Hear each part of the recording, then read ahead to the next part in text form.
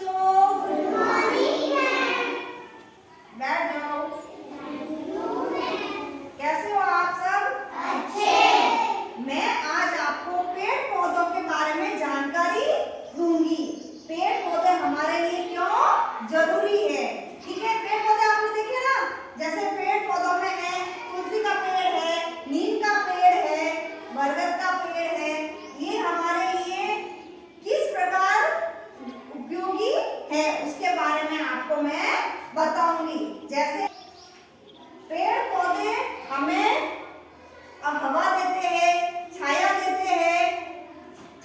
जैसे पेड़ों के नीचे बरगद का पेड़ है, जैसे आप ले लो तो वहां आप जाके नीचे बैठ जाओगे तो आपको ठंडी ठंडी छाया मिलेगी।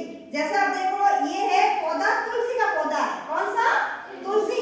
तुलसी के पौधे से कई प्रकार की औषधियां भी बनती है, जो हमारी बीमारी में दवाइयां बनती है। और हमारे जिससे हमें बुखार आता है तो हम तुलसी के पौधे की चाय भी बना के हम पीते हैं। फिर आता है बरगद का पेड़।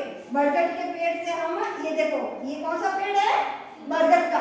बरगद के पेड़ के नीचे है पूजा की जाती है।